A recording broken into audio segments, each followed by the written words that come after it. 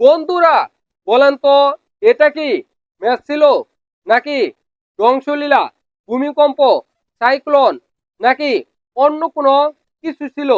আমি বলতেছি south Africa বনাম নিউজিল্যান্ডের সেমিফাইনাল ম্যাচের কথা।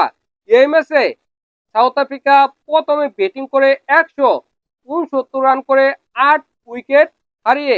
তখন কি সাউথ আফ্রিকা ভাবতে পেরেছিল তারা এই ম্যাচটা বাজেভাবে, জঘন্যভাবে হেরে যাবে? এই ম্যাচে নিউজিল্যান্ড 12.5 ওভারের মধ্যে 9 উইকেট হাতে রেখে জয় লাভ করেছে। কতটা দুর্দান্ত, কতটা অসাধারণ ব্যাটিং করেছে নিউজিল্যান্ড।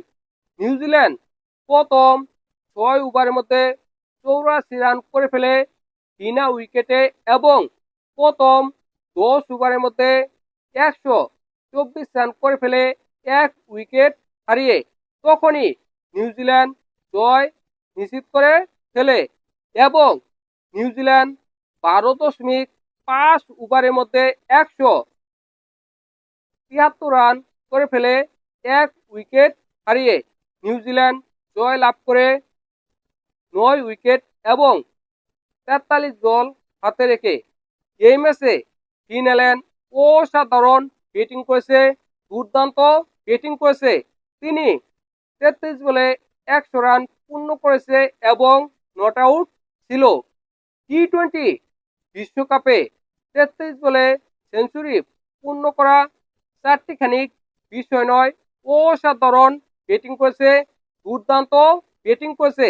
এই কারণে তিনি 33 বলে সেঞ্চুরি পূর্ণ করেছে। তাছাড়া টিম সিপার এই ম্যাচে ভালো ব্যাটিং করেছে, তিনি 33 বলে 58 রান করেছে। দেখেন, নিউজিল্যান্ড অসাধারণ ব্যাটিং করেছে, দুর্দান্ত ব্যাটিং করেছে। এই কারণে নিউজিল্যান্ড 12.5 ওভারের মধ্যে 9 উইকেট হাতে রেখে এই ম্যাচটা জয় লাভ করেছে।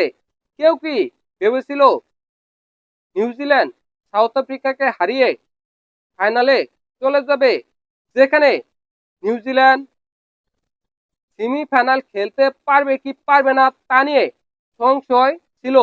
তারা সুপার 8-এ মাত্র একটি ম্যাচ জয় লাভ করে সেমিফাইনালে উঠেছে।